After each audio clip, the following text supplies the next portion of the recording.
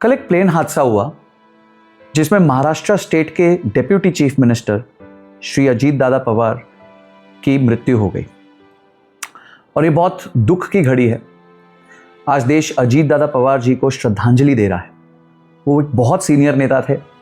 उनकी एक बहुत लंबी पब्लिक जर्नी रही है।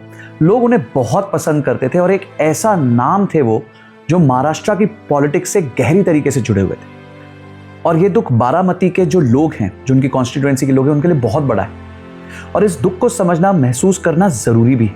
लेकिन जब बारामती के आसमान में वो प्लेन गिरा ना, तो आग ने ये नहीं पूछा कि नेता कौन है, स्टाफ कौन है और सिक्योरिटी कौन है। उस पल मानो जिंदगी एकदम थम सी गई। सारे के सारे लोग जो इस प्लेन में थे वो इस हादसे का शिकार हो गए, कोई भी बच नहीं पाया। उनमें से थे कैप्टन सुमित कुमार, कोई फ्रेशर नहीं थे, 16,500 घंटे आसमान में बिताने वाले एक अनुभवशाली पायलट थे। पर सिर्फ ये उनकी पहचान नहीं थी। कॉकपिट के बाहर वो एक बाप भी थे जिनका बेटा भी पायलट था, सिर्फ अपने पापा जैसा बनना चाहता था। और आज सोचिए, जब वो बेटा उड़ान भरता होगा तो हर फ्लाइट में उसे अपने हीरो, अपने पिताजी का चेहरा याद आता होगा।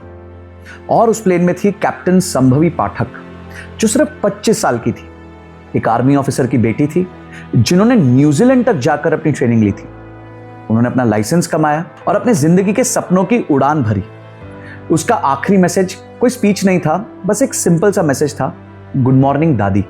अब सोचिए, एक फौजी पिता के लिए ड्यूटी संभालना काफी आसान होता है, पर बेटी को खोना ये कोई भी ट्रेनिंग में नहीं सिखाया जाता। अगली थी पिंकी माली। आज सोचिए, मुंबई की एक छोटी सी चौल में पिंकी माली के पिता शिव कुमार जी आज भी एक फोन पकड़े बैठे हैं जो शायद कभी नहीं बजेगा। पिंकी ने उड़ान भरने से पहले कहा था, लैंडिंग के बाद कॉल करूंगी और अजीत दादा से आपकी बात करवाऊंगी। और फाइनली विदीप जाधव, जो सुबह 6:30 बजे थाने से निकले, अपने पड़ोसियों को, फैमिली को बाय किया।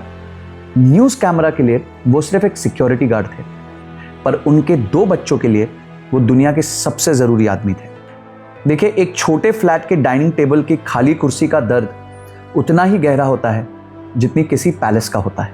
माँ का रोना चौल में भी उतना ही तेज होता है जितना किसी मशहूर घर में होता है। अजीत दादा पवार को उनके सोसाइटी में कंट्रीब्यूशन के लिए मेरी तरफ से बहुत विनम्र श्रद्धांजलि देना चाहता हूँ। पर उनके साथ साथ वो नाम जो शायद टोटली गुम गए हैं, जिनके परिवारों के लिए वो उतने ही इंपॉर्टेंट थे, उनको भी मैं आज श्रद्धांजलि देना चाहता हूँ।